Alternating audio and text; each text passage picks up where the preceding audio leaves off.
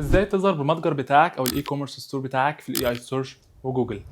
باختصار، الاي كوميرس اس يو الاجابه مش انك تكتب محتوى اكتر او انك تعمل باك لينك اكتر، وانما انك تعمل سيستم متكامل يجعل فيه استدامه في الظهور. ده اكبر غلطه بشوفها، ان الناس بتبدا بالمحتوى قبل ما تفكر حتى في الاستراكشر بتاعه الموقع، بينما عشان تسيطر على الاورجانيك جراف محتاج تبني فريم ورك مكون تقريبا من 5 محاور.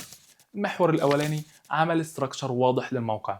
الاستراكشر ده لازم يكون مبني على ديماند حقيقي وماركت ريسيرش حقيقي، وبناء عليه بتحدد حاجه اسمها الانفورميشن اركتكتشر او الهيكل المعرفي للموقع. الاستراكشر ده اهم من الكونتنت، لان هو اللي بيوزع اللينك ايكويتي او بيوزع الاثوريتي على كل الموقع، وكذلك بيسهل عمليه وصول العميل وكذلك البوتس للمنتجات بتاعتك. تاني حاجه هي الاهتمام بالتكنيكال اس اي او. التكنيكال اس اي او بتاع الاي كوميرس ستورز مفيش اس اي او ولا جي او هينفع لو في مشاكل كبيره تقنيه في الموقع، خاصه المشاكل اللي بتعيق الارشفه والزحف. وبالتالي يجب الاهتمام على كل ما يتعلق بالتكنيكال اس اي في الاي كوميرس، زي البارامترز والاندكسيشنز بتاعتها والاندكسيشن كنترول وحاجات كتيره جدا. ثالث حاجه الاهتمام بصفحه المنتجات والكاتيجوري بيجز بتاعه المنتجات دي، واعتبرهم الاسيت الاساسي للموقع بتاعك، مش بس مجرد جرادز فاضيه ولا برودكت ديسكريبشنز منسوخه من المصنع. ممكن تستخدم ما يعرف بالبنفيت لانجوج في وصف المنتج بتاعك، طبعا عمل سكيما لانها هي الاي بي اي اللي بيعرف الاي اي، وكذلك جوجل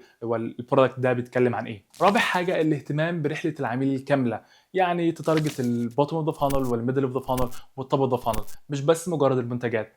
لا، حاول تركز على رحله العميل الكامله، السيلز فانل كامله. خامس حاجه الاهتمام بالظهور في الاي اي سيرش، باعتباره مش بس حاجه مستقله عن الاس يو، انما لاير جواه بتحتاج بعض التفاصيل الاضافيه وبعض التفاصيل اللي تم التاكيد عليها بشكل اكبر. وانا من رايي حاول تكون متخصص في نيتش محدد جدا. الظهور في الاي كوميرس ستورز بيكون على حسب التخصص عشان تقدر تتغلب على البيج براندز زي امازون ونون وغيره.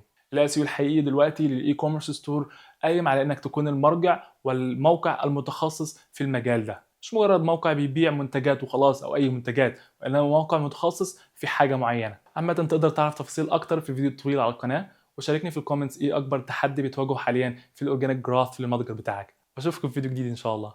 مع السلامه.